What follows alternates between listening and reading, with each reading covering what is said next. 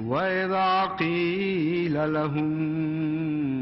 لَا تُفْسِدُوا فِي الْأَرْضِ قَالُوا إِنَّمَا نَحْنُ مُصْلِحُونَ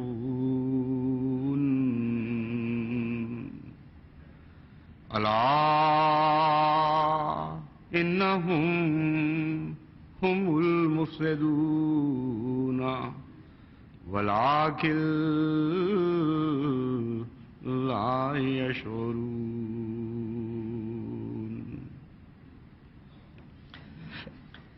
مذہب کی تاریخ کے مطالعہ سے، خصوصاً اس تاریخ مذہب کے مطالعہ سے جس کو قرآن کریم نے محفوظ فرمایا ہے، یہ پتہ چلتا ہے کہ جب بھی خدا تعالیٰ کی طرف سے کسی کو مامور کیا جاتا ہے اور بنی نوع انسان کی اصلاح کے لیے بھیجا جاتا ہے، تو اس بات سے قطع نظر کہ وہ صاحب شریعت ہو یا بغیر شریعت کے آیا ہو، آزاد نبی ہو یا کسی بلند تر بالا تر آقا کا غلام ہو، لازماً دنیا اس وقت ایک ہی دعوے کو پیش کرتے ہوئے دو مختلف گروہوں میں بٹ جاتی ہے، اور دونوں گروہ ایک ہی مقصد بیان کرتے ہیں، ایک ہی سمت کی طرف جانے کے دعوے دار ہوتے ہیں، لیکن رستے الگ الگ بیان کرتے ہیں اور چلنے کے طریق بھی مختلف بیان کرتے ہیں۔ اور اس وقت دنیا بڑے شش و پنج میں مبتلا ہو جاتی ہے کہ ایک ہی نام سے اٹھنے والی دو آوازوں میں سے کس کی پیروی کریں۔ دونوں خدا ہی کی طرف بلاتے ہیں، دونوں خدا ہی کے نام پر ایک تعلیم دیتے ہیں، اور سننے والے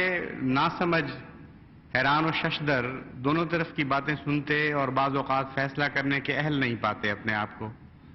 وہ کہتے ہیں کہ دونوں وہی باتیں کہتے ہیں خدا کے نام پر اور مقدس لوگوں کے نام پر اور اصلاح کے نام پر اور امن کے نام پر، اور دونوں ایک دوسرے سے اتنے دور اور اتنے مخالف اور اتنے متحارب ہیں کہ سمجھ نہیں آتی کہ کس کے پیچھے چلیں اور کس کے پیچھے نہ چلیں۔ ایسے ہی ایک مناظرے کا ذکر کرتے ہوئے اللہ تعالیٰ فرماتا ہے وَإِذَا قِيلَ لَهُمْ لَا تُفْسِدُوا فِي الْأَرْضِ، کہ حضرت محمد مصطفیٰ صلی اللہ علیہ وآلہ وسلم کے زمانے میں بھی ایسا ہی ہوا، اور جب ان کو کہا گیا کہ لا تفسدوا فی الارض، کہ دیکھو زمین میں فساد برپا نہ کرو، قالوا انما نحن مصلحون، انہوں نے کہا کہ یقیناً ہم ہی تو ہیں وہ جو اصلاح کرنے والے ہیں، تم الٹا ہمیں فساد کی باتیں، ہمیں فساد کے طعنے دیتے ہو، ہم تو اصلاح کی غرض سے کھڑے ہوئے ہیں اور اصلاح کر کے دکھائیں گے۔ الا انہم هم المفسدون، قرآن کریم فرماتا ہے ان کو جواب دو، خبردار وہی ہیں جو مفسدین ہیں، ولکن لا یشعرون، لیکن وہ سمجھتے نہیں، اس بات کی عقل نہیں رکھتے۔ تو معلوم یہ ہوا کہ لاشعوری طور پر بھی بعض دفعہ فساد کی تعلیم دی جاتی ہے، یعنی بظاہر انسان بڑے زور اور قوت اور شدت کے ساتھ اصلاح کے دعوے کرتا ہے، لیکن عملاً فساد کی تعلیم دے رہا ہوتا ہے۔ ان دو گروہوں کے درمیان مابہ الامتیاز کیا ہے، کیسے پہچانا جائے کہ کون سا گروہ واقعی مصلحین کا گروہ ہے اور کون سا گروہ فی الحقیقت مفسدین کا گروہ ہے،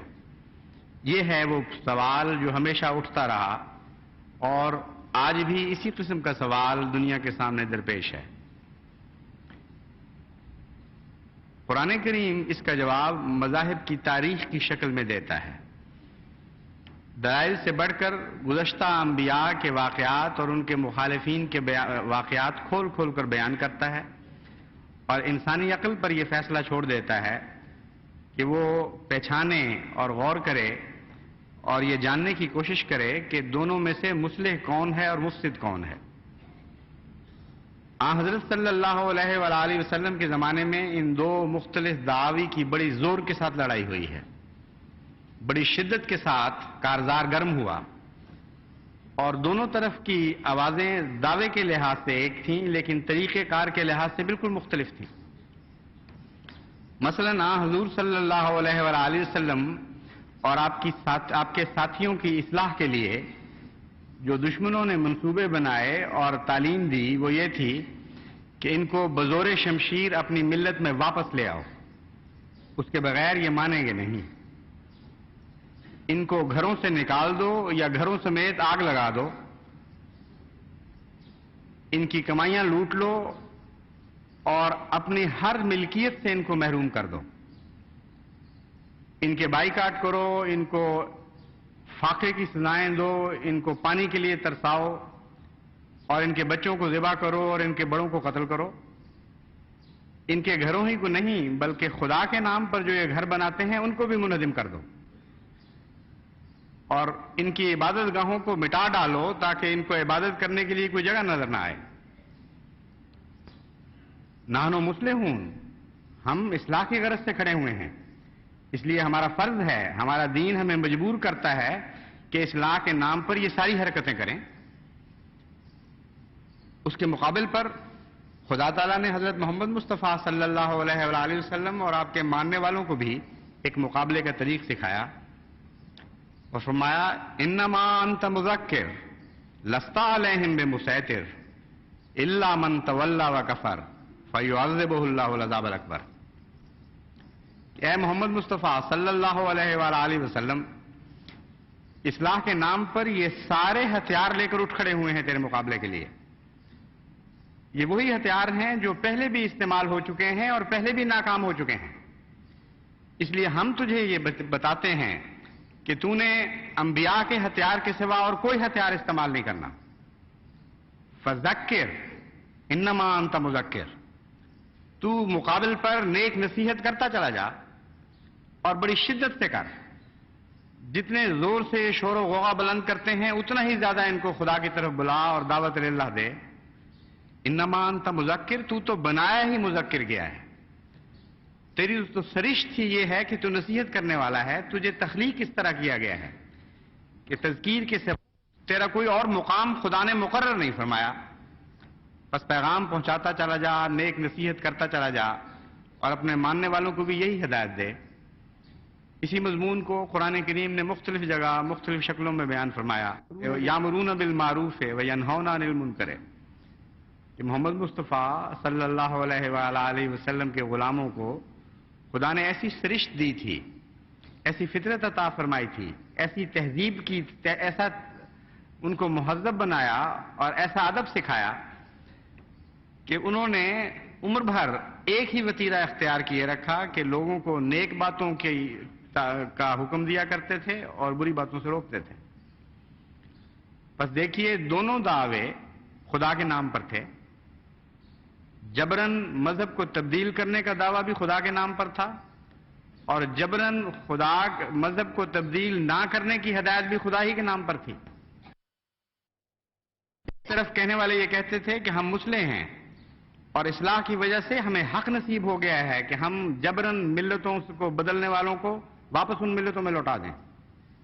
اور ایک طرف خدا ہی کے نام پر اور اصلاح کے نام پر یہ اعلان ہو رہا تھا لا اکراہ فی الدین قد تبین الرشد من الغی فمن یکفر بالطاغوت ویؤمن باللہ فقد استمسک بالعروۃ الوثقی لا انفصام لہا، کہ دین کے نام پر کوئی جبر نہیں چلے گا، نہ اس طرف سے تمہاری جانب نہ تمہاری طرف سے ادھر ہماری جانب چلے گا، اور اگر کوشش کرو گے تو ناکام رہے گا۔ وہ لوگ جنہوں نے رشد کو پا لیا ہو ان کے لیے ممکن ہی نہیں ہے کہ رشد کو چھوڑ کر واپس لوٹ جائیں، ایسے کڑے پر ان کا ہاتھ پڑ گیا ہے لن فسام لہا، جس سے علیحدگی اس کے مقدر میں نہیں ہے، اس کی طاقت میں نہیں رہی، ناممکن ہے۔ لن فسام لہا سے زیادہ قوت کے ساتھ اس مضمون کو بیان نہیں کیا جا سکتا۔ گویا خدا فرما رہا ہے ناممکن ہے کہ یہ ہاتھ اس کڑے سے الگ ہو جائے جس کڑے پر ڈال دیا گیا ہے، کیونکہ یہ رشد و ہدایت کا کڑا ہے۔ تو دیکھیے اصلاح کے نام پر کتنی مختلف تعلیم دی جا رہی ہے۔ ایک طرف عبادت گاہوں کو منہدم کرنے کی تعلیم دی گئی اسلام کے نام پر، اور ایک طرف حضور صلی اللہ علیہ وآلہ وسلم عیسائیوں کو یہ تحریر عطا فرما رہے تھے کہ فلاں جگہ کے عیسائی میرے خدمت میں حاضر ہوئے ہیں، میں ان کو ایک تحریر دیتا ہوں اور وہ تحریر یہ ہے کہ ان کی عبادت گاہ کی طرف کوئی میلی آنکھ سے نہیں دیکھے گا، ان کی صلیب کی حفاظت کی جائے گی، اور اگر کسی نے ایسا نہ کیا تو اس کا میرا اور میرے خدا سے کوئی تعلق نہیں۔ کتنا بڑا فرق ہے دو اصلاح کی آوازوں کے درمیان۔ ایک طرف اصلاح کے نام پر عبادت گاہوں کو ملیا میٹ کرنے کی تعلیم دی جا رہی ہے، اور دوسری طرف خدا اور اصلاح کے نام کے اوپر غیروں کی عبادت گاہوں کی حفاظت کی تعلیم دی جا رہی ہے۔ اب اس زمانے میں اگر مقابلہ ہو جاتا تو بڑی دلچسپ صورتحال سامنے آتی۔ کچھ لوگ اصلاح کے نام پر مسجدیں گراتے ہوئے مارے جاتے، اور کچھ لوگ اصلاح کے نام پر مسجدوں کی حفاظت کرتے ہوئے مارے جاتے۔ تو تاریخ کو کھول کھول کر خدا نے بیان فرما دیا اور فیصلہ انسان پر چھوڑ دیا کہ اتنی کھلی کھلی تصویریں تمہارے سامنے ہیں، عنوان کے پیچھے کیوں چلتے ہو؟ کیوں نہیں دیکھتے کہ ان عناوین کتابیں کیا تصویریں بنائی جا رہی ہیں؟ ایک طرف نہایت مکروہ اور سیاہ اور تاریک اور گھناؤنی تصویر بن رہی ہے، اور ایک طرف روشن روشن اجلے اجلے اجلے اجلے منظر ہیں جو دن کا منظر پیش کر رہے ہیں۔ ایک طرف تحریروں میں تاریکی اور سیاہی ہے، دوسری طرف کی تحریروں میں حسن ہے اور روشنی ہے اور خدا کا نور ہے۔ تو کیوں تم نہیں پہچانتے؟ بس یہ مقابلے تو ہمیشہ سے ہوتے آئے ہیں اور ہمیشہ جاری رہیں گے۔